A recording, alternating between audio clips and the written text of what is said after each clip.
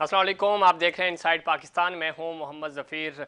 PDM का अब मुस्तकबिल क्या होगा? पाकिस्तान पीपल्स पार्टी और मुस्लिम लीग नून में दूरियां बढ़ती जा रही हैं और दूसरी तरफ शहबाज शरीफ की दरख्वास्त ज़मानत मंजूर हो गई है। क्या शहबाज शरीफ इन दूरियों को ख़त्म करने में अपना किरदार अदा करेंगे? और इसके अलावा पाकिस्तान पीपल्स पार्टी से ये कहा जा रहा है कि लंदन में कोई सियासी किलर बैठे हैं। कौन हैं ये लोग और मुस्लिम लीग नून के वो कौन लोग हैं जिनको पाकिस्तान पीपल्स पार्टी समझती है कि उनका ये किरदार है पीडीएम से दूर करने में? और क्या ये इत्तेहाद दोबारा बहाल हो सकेगा या नहीं? इस पे ख़ास तौर पे चौधरी मंसूर साहब ने आज जो ट्वीट किया और वो ये समझते हैं कि पाकिस्तान पीपल्स पार्टी अब फैसलों पर नज़रसानी नहीं करेगी, लेकिन बैक डोर जो हमारे ज़राए हैं उनके मुताबिक इस वक्त भी बातचीत चल रही है और हो सकता है पाकिस्तान पीपल्स पार्टी वापसी पीडीएम का में वापस आ जाए। लेकिन ये जो दूरियां पैदा हो चुकी हैं, क्या ये पीडीएम इत्तेहाद जो है वो फ़ायदेमंद हो सकेगा या नहीं?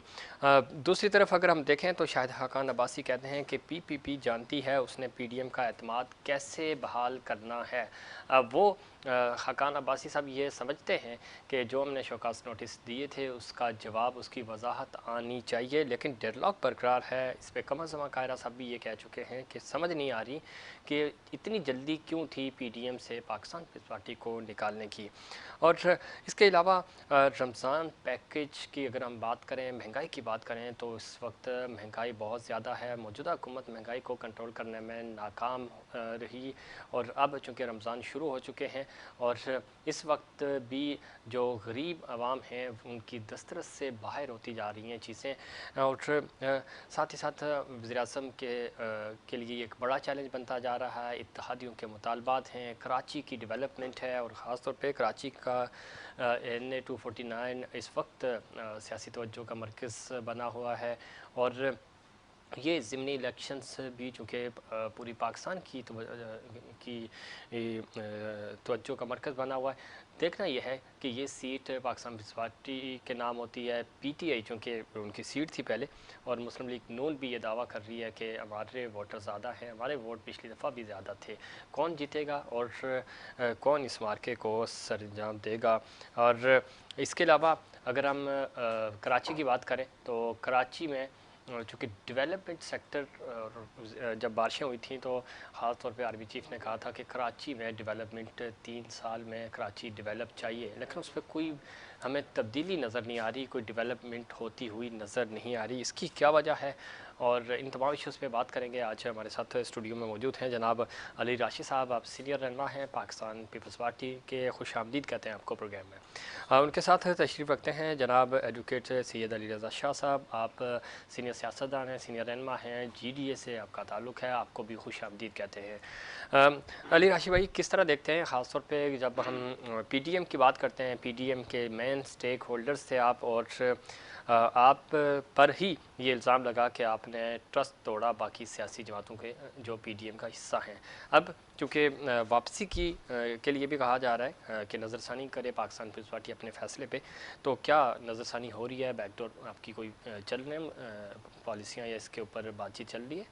औज़ुबिल्लाहि मिनश्शैतानिर्रजीम, बिस्मिल्लाहिर्रहमानिर्रहीम। पहले तो बहुत शुक्रिया, आपने मुझे यहाँ बुलाया और मौका दिया कि मैं अपनी पार्टी का मौक़िफ़ दे सकूँ।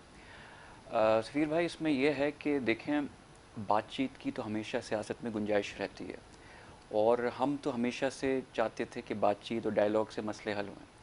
और पॉलिटिक्स का एक रिवाज है कि डेडलॉक नहीं होता, बातचीत डायलॉग चलता चलते है। PMLN की तरफ से आई थिंक चीज़ों को मिसहैंडल किया गया और थोड़ी सियासी मेच्योरिटी दिखाई गई। सही।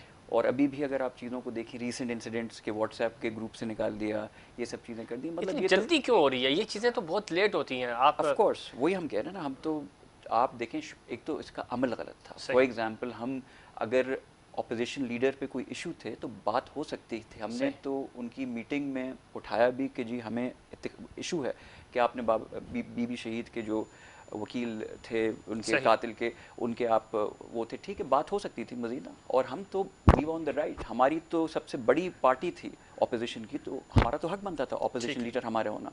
तो फिर भी बातचीत से चीज़ें हल हो सकती थी, मगर वो उस तरफ गई नहीं। फिर एक अमल शो कॉज नोटिस देने का चेयरमैन साहब को, भाई वी आर नॉट, आपकी कोई सबॉर्डिनेट थोड़ी हैं हम, वी आर अलायंस। मौलाना फजल रहमान का मैं बयान सुन रहा था जी, हम एक पॉलिटिकल पार्टी, हम पॉलिटिकल पार्टी नहीं हैं, हम एक अलायंस हैं ऑफ डिफरेंट पॉलिटिकल पार्टीज। तो आप शो को, अभी तो ऐसे बनता ही नहीं कि शो कॉज नोटिस आप किसी को दें, हम तो बराबर के शरीक हैं ना, ऑन इक्वल फिटिंग, सब इक्वल हैं इसमें। तो हमारी बात कुछ सुने, कुछ हम आपकी सुने, मसले के हल की तरफ चलें। मगर इतनी जल्दबाजी, इतना प्रेशर, इतनी चीज़ों को फास्ट मूव करना, तो ये बड़ा एक सवालिया निशान है हर चीज़।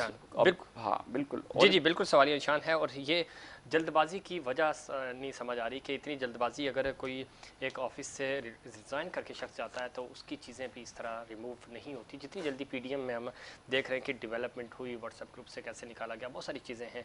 लेकिन इसके पीछे भी कोई कहानी है, और वो क्या कहानी है वो आहिस्ता आहिस्ता करके चीज़ें खुलती जा रही हैं। शाह साहब, आप चूँकि हुकूमत के इत्तेहादी भी हैं, और उसके बावजूद जो हुकूमत है वो महंगाई कंट्रोल करने में कामयाब नहीं रही।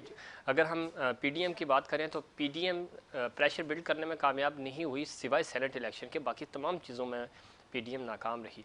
लेकिन सेनेट में भी हमने देखा कि वहाँ तो अपोजिशन जमातें ही टूट फूट का शिकार हो गई, और फिर अपोजिशन लीडर जब गिलानी साहब बने तो वो तमाम ही चीज़ें बिल्कुल ओपन हो गई। किस तरह देखते हैं कि आप पीडीएम में जान है, ये वापसी हुकूमत पे प्रेशर बिल्ड करने में कामयाब होंगे और अवाम इन पे एतमाद करेंगे? Thank you for having me Zafeer भाई। और सबसे पहले तो मैं अली राशिद साहब, आपको और आपकी K21 टीम को रमज़ानुल मुबारक की मुबारकबाद देना चाहता हूँ। शुक्रिया। कि हमारे जो मुल्क में जैसे हालात चल रहे हैं इस वक्त, जो सिचुएशन है, एक तरफ ब्रिटिश वेरिएंट है, थर्ड वेव है कोविड की, उसके अलावा जो ये प्रोटेस्ट वगैरह चल रहे हैं, तो अल्लाह पाक हिदायत दे सबको।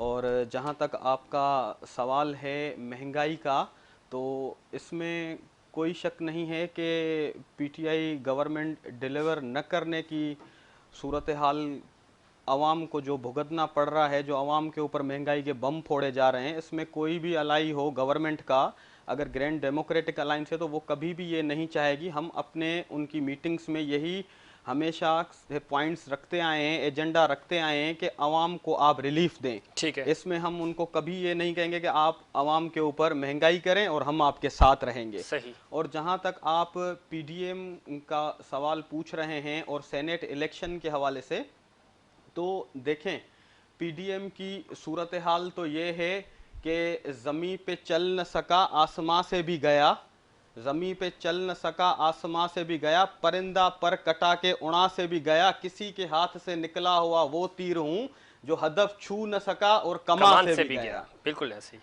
अब यहाँ पर जब सेनेट इलेक्शंस हो रहे थे तो तारीख रकम करने में देखें ना, पाकिस्तान पीपल्स पार्टी माहिर है। जब मोहतरमा बेनज़ीर भुट्टो शहीद कहकर गई थी कि मुझको अगर कुछ हो गया तो परवेज़ इलाही और मुख्तलिफ लोगों पे उन्होंने एलिगेशंस लगाए थे, तो इन्होंने उस जरदारी साहब ने कातिल लीग कहा था इसको, कातिल लीग कहकर उसके बाद स्पेशल एक डिप्टी प्राइम मिनिस्टर की सीट क्रिएट करके उनको एजाज दे दिया गया। और उसके बाद जब सेनेट इलेक्शन का मौका आया तो 7 वोटों पे बीएपी जो बाप पार्टी थी उसने तो रिकॉर्ड कायम ऐसे कर दिए कि पहले वो सादिक संजरानी को हुकूमती बेंचेस पे बैठकर चेयरमैन इलेक्ट करवाते हैं, फिर वो कहते हैं हम नाखुश हैं, अब हम अपोजिशन बेंचेस पे आकर, और अपोजिशन लीडर भी वही लेकर आते हैं। सही। तो अब जहां तक पीडीएम का सवाल है, तो ये अपनी जगह पर पीपल्स पार्टी को रिजर्वेशंस थी कि हम अपनी रूलिंग पार्टी है, सिंध में हमारी गवर्नमेंट है, हम किसी भी सूरत अपनी गवर्नमेंट नहीं गंवाना चाहते। वो इसलिए भी क्योंकि उन्होंने पहले प्रीवियस 5 साल वफाक में गवर्नमेंट करके देखी, उसके बाद वहां से वो सिंध तक महदूद हो गई। अगर सिंध से भी वो अपना हाथ कटा देंगे तो आगे इनकी क्या सूरत हाल होगी। और मरियम तो इन्होंने, आप समझते हैं कि सिंध बचाया, इन्होंने सिंध बचाया, जाहिर सी ठीक बात है। इस पे मजीद बात करते हैं। हमें टेलीफोन लाइन पे ज्वाइन किया है बिलाल तालिब साहब ने। आप माशी तजिया कार हैं और ख़ास तौर पे आप बिल्डर हैं पाकिस्तान की इकॉनमी के हवाले से। कराची की अगर हम कंस्ट्रक्शन इंडस्ट्री की बात करें तो उस हवाले से भी चूँकि वज़ीर-ए-आज़म का ये इनिशिएटिव है और वो ये चाह रहे हैं कि इस कंस्ट्रक्शन की वजह से 30 सनतें हैं वो सनतें तरक्की करेंगी, लोगों को रोज़गार मिलेगा। कितना हमारा कारोबारी तबका, चूँकि महंगाई तो बढ़ती जा रही है, कारोबारी तबका इससे कितना खुश है? बहुत शुक्रिया बिलाल तालिब साहब, अपने प्रोग्राम में वक्त दिया। किस तरह देखते हैं, ख़ासतौर पे महंगाई तो बहुत ज़्यादा है, हुकूमत के ये दावे हैं कि तमाम इशारे मस्बत जा रहे हैं और महंगाई सिर्फ हमसे कंट्रोल नहीं हो रही, ये भी हम कंट्रोल कर रहे हैं। आप सेटिस्फाई हैं? आपको लगता है कि हुकूमत की जो पॉलिसियाँ हैं वो बहुत अच्छी हैं और वो तमाम बिज़नेस और ख़ास तौर पे कंस्ट्रक्शन का जो सेक्टर है, पावर सेक्टर है, इसमें बेहतरी नज़र आ रही है आपको? जी अस्सलाम वालेकुम, बड़ी मेहरबानी है, आपने मुझे टाइम दिया और मुझे मौका दिया बात करने का। सर जी, बात यह कि मैं जो लीडरशिप की वो डेफिनेशन है उसमें मैं प्रोडक्टिविटी पे यकीन रखता हूँ कि लोगों को डिलीवर क्या हो रहा है, हासिल क्या हो रहा है हमें। मैं दावों पे और जो है ना उसके ऊपर नहीं जाते हम ये देखते हैं कि निकल के क्या जो पॉलिसीज बनी थी, जो गवर्नमेंट की तरफ से बनाई गई थी, उनके ऊपर वो जो भी मैकेनिज्म इन्होंने तय किया था उसके ऊपर रिजल्ट क्या प्रोड्यूस हो गए हैं। अच्छा, अभी अल्लाह अल्लाह करके हमारी ये जो कंस्ट्रक्शन इंडस्ट्री है, चलो इसके ऊपर वो जो है मिनिस्ट्री दी, तो उसकी वजह से इसके ऊपर अल्हम्दुलिल्लाह एक सिलसिला शुरू हो गया, इसमें जान आनी शुरू हो गई। इसके साथ मैं सुन रहा था, 35 इंडस्ट्रीज कह रहे थे, अल्हम्दुलिल्लाह इसके साथ 72 इंडस्ट्रीज अलाइड इंडस्ट्रीज हैं जो इसके साथ चलती है जब कंस्ट्रक्शन इंडस्ट्री चलती है। तो अल्हम्दुलिल्लाह अभी ये जैसे ही इसका हमारा ये जो एक मोमेंटम बना है, चीजें अपनी जो है ना वो बेहतरी की तरफ चल रही हैं। अभी आप लाहौर में देख लें, इस्लामाबाद में देख लें, कराची में देख लें, बाकी जितने हैं अल्हम्दुलिल्लाह वहाँ पे इस वक्त एक बूम है और एक हाइप पकड़ रही है जो हमारी इंडस्ट्री है, अल्हम्दुलिल्लाह मजबूत हो रही है दिन ब दिन। और उसके साथ साथ जो उतनी बराबर में जितनी अलाइड इंडस्ट्रीज हैं वो भी सारी मजबूत हो रही हैं। तो अनफॉर्चुनेटली अभी ये जो कुछ शुरू हो गया है हमारे मुल्क में, जो अभी मौजूदा हालात जो हैं और ये जो अपोजिशन के हवाले से जो चीज़ें चल रही हैं, मैंने पहले भी मुख्तलिफ चैनल पे जब भी रिक्वेस्ट करता हूँ, मैं ये कहता हूँ खुदारा ये जो एक पॉजिटिव एक्टिविटी शुरू हुई है, इसके लिए जो है ना वो सारे अपने कंसेंसस जो है ना वो जो करें और सब एक पेज पे आ जाए इसके हवाले से। बाकी जो बहुत अच्छी बात कर रहे हैं आप। दूसरा FATF की अगर हम बात करें, उसकी वजह से भी आप जो आपका डिपार्टमेंट है, आपका जो सेक्टर है, उस पर बड़ा प्रेशर पड़ा है, तो उस पर आप हुकूमत आपसे कोई बातचीत कर रही है, चूंकि आपका ये बड़ा दरीना मुतालबा भी है? जी बिल्कुल, मैं आपने बहुत उठाया, मैं उसके लिए भी आपका शुक्रिया अदा करता हूँ। अब FATF के हवाले से भी हमें जो है वो अब एतमाद में नहीं लिया जा रहा। हमारी पूरी जो रियल एस्टेट इंडस्ट्री है वो पूरे की पूरी इस चीज़ पे वो मुत्तफिक है कि बिल्कुल हम पूरा तावन करने के लिए तैयार हैं, लेकिन हमारी जो मैकेनिज्म है उसमें कुछ हमारी मर्जी से बनाया जाए जिसमें हम अपने बिजनेस को भी बचा सकें। सिर्फ ऐसा नहीं हो कि हम भी करते हैं कि पाकिस्तान जो है ना वो ग्रे लिस्ट से बाहर आए, चीजें जो है वो पॉजिटिव हो, चीजें बेहतर हो। सारे जितने रियल एस्टेट से काम करने वाले हैं, मैं आपको उन सब के बिहाफ में बता दूं कि सारे जो है ना वो मुहिबा वतन है अल्हम्दुलिल्लाह, और हम भी अपने मुल्क की बेहतरी चाहते हैं। लेकिन ये जो अनफॉर्चुनेटली जो अभी हम FATF के तहत ये जो हमारे लिए बनाए जा रहे हैं, एक कानून बनाया जा रहा है जिसमें जो रियल एस्टेट वाला है वो अपना पूरा डाटा जो है वो अपने प्रोवाइड करने के लिए उसको पाबंद किया जा रहा है। हालांकि उसको ना तो कोई सोर्सेज दिए गए हैं, ना उसको कोई इस तरह से कोई इदारों के में एक्सेस दी गई है जिसमें वो चीजों को वो आइडेंटिफाई कर सके। तो उसमें हमारे ऊपर जो जिम्मेदारी डाली जा रही है उसके कैपेबल नहीं है हम। ये बार बात हम पैमानों में बता रहे हैं, लेकिन इसके बावजूद जो है ना वो चीजें हमारे ऊपर सौंपी जा रही हैं। हमारी जो कंसेंसेस हैं, जो हमारे जो वो तहफ़्फ़ुज़ात हैं, उनको सुना ही नहीं जा रहा। ठीक है, आपके तहफ़्फ़ुज़ात को नहीं सुना जा रहा। बहुत शुक्रिया बिलाल तालिब साहब, आप बता रहे थे कि किस तरह आप मुल्क की माशी सूरत हाल में, मुल्क की मईशत में किस तरह अपना किरदार अदा कर रहे हैं, लेकिन बहुत सारी पॉलिसियाँ हैं, हुकूमत को उन पर नज़रसानी करनी पड़ेगी। अली राशिद साहब, इसमें कोई शक नहीं है, हुकूमत एक तो वफाकी काबीना में अभी फिर कहा जा रहा है कि रद्दोबदल होगा, बार बार शफलिंग हो रही है, और क्रिकेट टीम में शफलिंग किसी हद तक ही अच्छी लगती है, और कैबिनेट में अगर आप 3 साल से शफलिंग ही करते रहेंगे, 2 साल रह गए आपके पास, तो कैसे परफॉर्म करेंगे? तो हुकूमत, खान साहब बार बार ये बात कह रहे हैं, मुझे पता है कि टीम कैसे चुननी है। वो कहते थे 200 लोग हैं मेरे पास, 200 लोग पूरा पाकिस्तान बदल देंगे। 200 में से हमें एक असद उमर ही नज़र आए और वो भी नाकाम हो गए।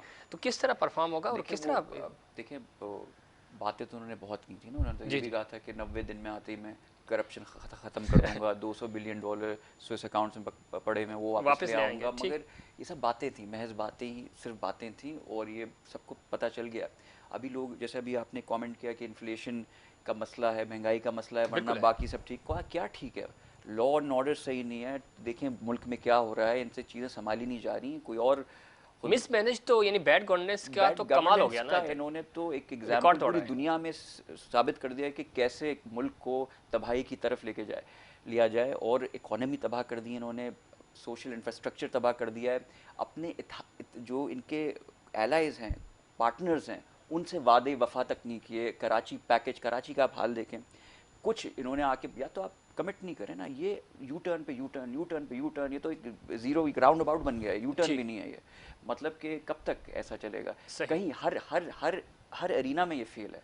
आप देख लेना, फाइनेंस हो, इकोनॉमी हो, लॉ एंड ऑर्डर सिचुएशन हो, क्रिकेट पीसीबी तक इनसे सही नहीं चल रहा है, बाकी सब चीज़ें मतलब कि आई डोंट नो। लेकिन क्रिकेट टीम तो बहुत अच्छा परफॉर्म कर रही है अभी आज उन्होंने अच्छा किया। चले ठीक है।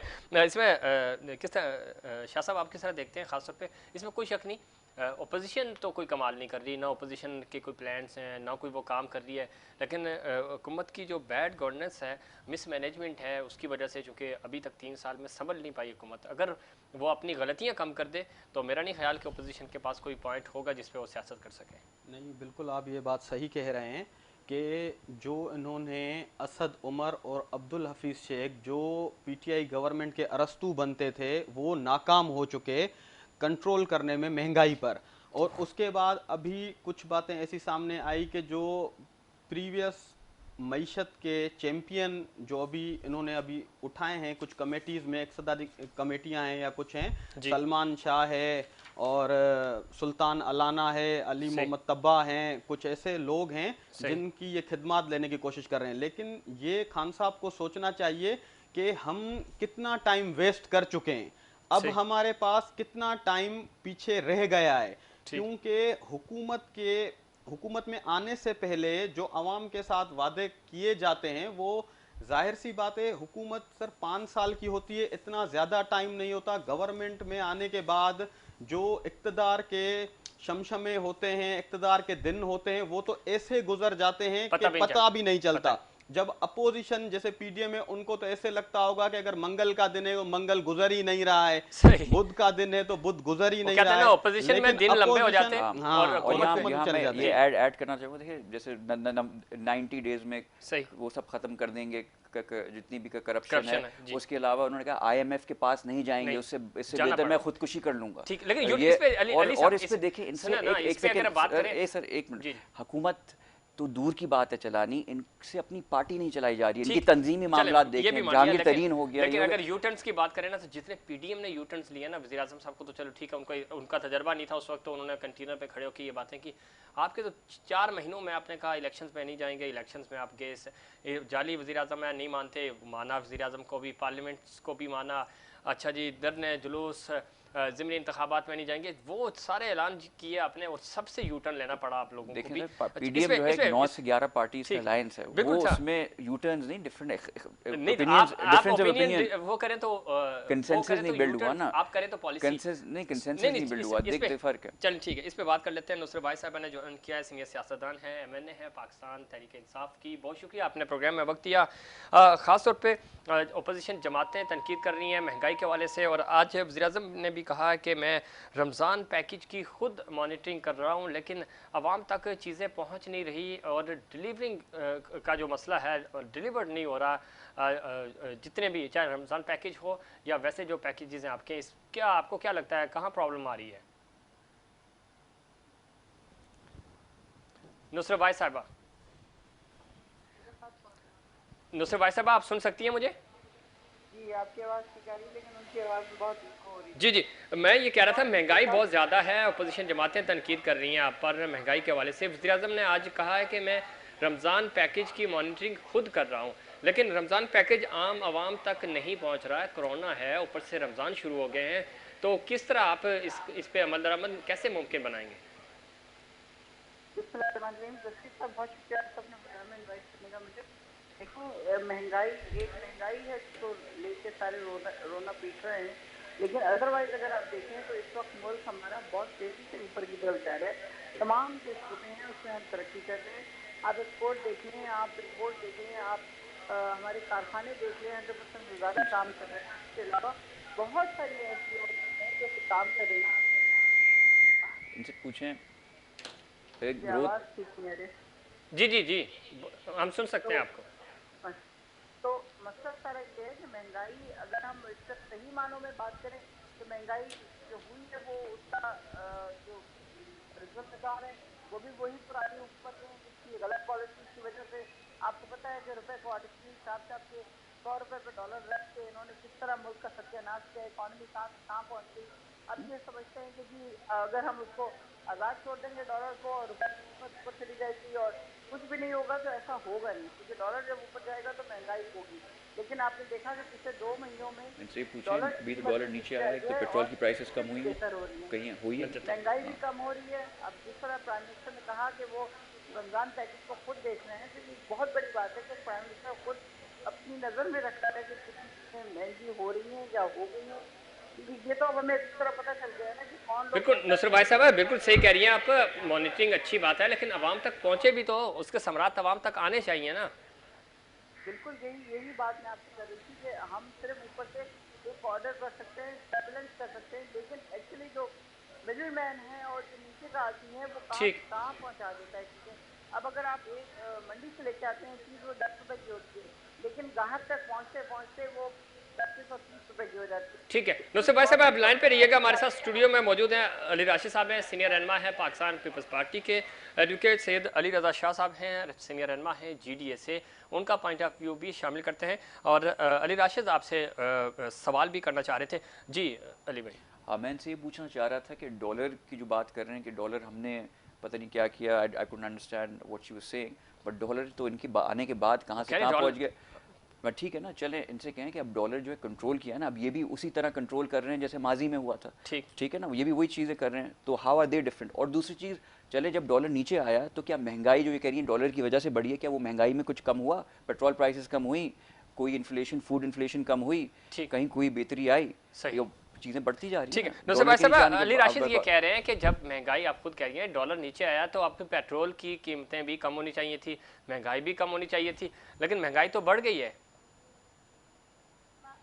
कोरोना सिर्फ पाकिस्तान में नहीं पूरी दुनिया में आया है, हर मुल्क की इकॉनमी जो है कोरोना की वजह से, आपको पता है अमेरिका जैसा मुल्क जो है -13 पे चला गया और पाकिस्तान सिर्फ 0.4 पे है। तो एक बहुत बड़ी अचीवमेंट है हमारे मरने वालों। अच्छा ये भी इनसे पूछने कि अभी UNDP की रिपोर्ट आई है, VIP कल्चर कहते थे कि हम मेरी आप लेके आए तो मैं ये बात मुकम्मल, ये चीज़ें बेहतरी की तरफ जा रही हैं और इंशाल्लाह आप देखिएगा 3rd ईयर के एंड तक हम बहुत सारी चीज़ों के ऊपर काबू पा सकते होंगे। ठीक है, ऐसा हो नहीं सकता कि वो ठीक इंटरेस्टेड हो और चीज़ें सस्ती ना हो रही हों। ठीक है शाह साहब, आप नुसरत भाई साहबा की गुफ्तगू से इत्तफाक करते हैं। वो ये कह रही हैं कि चूँकि कोरोना की वजह से बहुत सारे मसले पैदा हो गए हैं, महंगाई मुझे अगर उस तरह कंट्रोल नहीं हुई जिस तरह होनी चाहिए थी, लेकिन हम कोशिश कर रहे हैं और हम रिकवर कर जाएंगे, कंट्रोल कर लेंगे चीज़ों को। मैं कुछ बातों से इत्तफाक करता हूँ और कुछ डिसएग्री करता हूँ। अगर देखें ना, हम सिर्फ कोरोना का अगर बहाना बनाएंगे तो ये तो आवाम को डिलीवर न करने की सूरत हाल है ना। अब जाहिर सी बात है, कोरोना तो ऐसी एक वबा थी जो सिर्फ पाकिस्तान में नहीं आई, वो तो पूरी दुनिया में आई। तो अब क्या दूसरे ममालिक जब उस पर कंट्रोल कर चुके हैं, वो सरवाइव कर चुके हैं और वो अपनी मईशत को बेहतर कर रहे हैं, तो इनके भी जो बैठे हुए हैं कमेटीज इन्होंने बनाई हैं जो इनकी मईशत को देख रहे हैं, तो ये कम से कम अब सिर्फ ये अवाम तो सर ये नहीं मानेगी ना, हमें भी अपनी कॉन्स्टिट्यूंसीज में जाना है, हम इनको भी जाना है। कल इलेक्शंस होंगी, बाय इलेक्शंस के डस्का के रिजल्ट इन्होंने देख लिए, उसके बाद भी देखिए कुछ बातें तीखी होती हैं लेकिन इन्हीं के फायदे के लिए होती हैं। तो अगर अभी से ये कुछ इस पे अमली जामा पहनाएंगे, हकीकत लोगों को दिखाएंगे और रिलीफ देंगे तो कोई फायदा भी होगा। ठीक, और इनको तो अभी ये फायदा है ना कि PDM भी टूटी हुई है, तो जल्दी से काम कर लेना थोड़ा। अली भाई आपका सवाल पे मैं कोरोना की इन्होंने बात की तो मैं पूछना चाहूँगा, हमारे जो नेबरिंग मुल्क हैं, मैं तो बांग्लादेश इंडिया पे जाता ही नहीं, अफगानिस्तान अभी रिपोर्ट आई है कि उनका ग्रोथ रेट जो एक्सपेक्टेड है 4% पे और हमारा जो है 1% और 0.5 पे। पहली चीज़। और दूसरी चीज़ और मिस मैनेजमेंट हर चीज़ की हो रही है। $18 बिलियन अभी UNDP की रिपोर्ट आई है कि जी जो VIP सिक्योरिटी होती है, ये तो हम तो चले थे बुरे, हम तो सब बुरे। No to VIP culture, Khan साहब ने नारा लगाया था नो टू VIP कल्चर। वो ये कह रहे हैं कि बाकी चीज़ें चलो ठीक है, लेकिन VIP कल्चर के ऊपर भी आपका जो इन्वेस्टमेंट चल रही है, तो खान साहब ने तो दावा किया था कि हम तो प्रोटोकॉल नहीं लेंगे, तो इतनी इन्वेस्टमेंट गवर्नर हाउसेस गिरा देंगे, यूनिवर्सिटीज बना देंगे, क्या हुआ उस वादों के? गवर्नर हाउस को गिराने की बात गलत थी बिल्कुल। इस तरह की इमारतें गिरानी नहीं चाहिए, क्योंकि ये नहीं, उन्होंने कहा था दीवार गिरा के उसको यूनिवर्सिटी बनाएंगे। बिल्कुल नहीं गिरानी चाहिए। मैं इस बात की हिमायत में ही नहीं है। और जहाँ तक प्राइम मिनिस्टर हाउस में यूनिवर्सिटी बनाने की बात है, वहाँ पे बन रही है यूनिवर्सिटी। खान साहब का लेकिन वहाँ से इतनी बहसें उन्होंने निकाली, इतना प्राइम कुछ किया। मिनिस्टर का एक सेक्शन उन्होंने बिल्कुल अलग कर दिया है, जो प्राइम मिनिस्टर के ऑफिस से अलग है। अच्छा, ग्रोथ और रेट वहाँ पे इकोनॉमी। यूनिवर्सिटी बन रही है, उसके लिए 2 अरब रुपए वो दे भी चुके हैं और वो वहाँ पे काम हो रहा है। ये ऐसा नहीं है कि जो बात की वो नहीं हो रही, जो बात की वो नहीं हो रही है, हो रही है, सारी चीजें पूरी हो रही है, लेकिन वो नजर इतनी नहीं है। ठीक है। और आखिरी बात मुझे के ब्रेक पे जाना कि ये कहने वीवीआईपी कल्चर को खत्म करना था, तो एक आप और कैबिनेट आपने छोटी रखनी थी। 60 लोगों की कैबिनेट है, वीवीआईपी कल्चर पे इतने करोड़ों रुपए लग रहे हैं। $18 बिलियन की यूएनडीपी की रिपोर्ट है। देखिए, वीवीआईपी कल्चर एक पाकिस्तान में एक ऐसी चीज है जो कि आज से नहीं बल्कि हमेशा से, मगर आपने कहा था आप चेंज करेंगे ना। हुकूमत में आता है उसको मेरे ख्याल से ये बात बहुत पसंद आती है। अच्छा, उनको जी बहुत आपको भी पसंद आ गई? हाँ, आई होगी जाहिर है। सही, ठीक। आपको गार्ड चाहिए? नहीं, मुझे नहीं चाहिए। अगर मुझे मरना है तो मैं अकेले मर जाऊंगी, किसी आदमी को अपने साथ नहीं मरवाऊंगी, मैं किसी गार्ड को नहीं मरवाऊंगी। मुझे तो नहीं। फिर आवाम से ऑनेस्ट रहना, गलत बयानी नहीं करें, दावे नहीं करें, ठीक, वादे नहीं करें। जी जी। वो और बात है, जाहिर है हुकूमत में आने से पहले बंदा 100 तरह की बातें कर लेता है, लेकिन जब आप दाखिल होते हैं जगह पे तो आपको एहसास होता है कि बिल्कुल सही कह रही है, इस तरह होनी चाहिए थी और इस तरह होनी चाहिए। 70% लोग तो आपके साथ वो थे जो पुराने। ठीक है, मुझे ब्रेक पे जाना है, बहुत शुक्रिया नुसरत भाई साहब, आपने प्रोग्राम में वक्त दिया और इस सादगी पे क्या कहें। और सादगी पे कौन ना मर जाए खुदा। बहुत स्ट्रेट फॉरवर्ड बात करती है नुसरत भाई साहबा और यही इनकी खूबसूरती है। इस पर मज़ीद बात करेंगे, लेकिन उससे पहले एक कमर्शियल ब्रेक।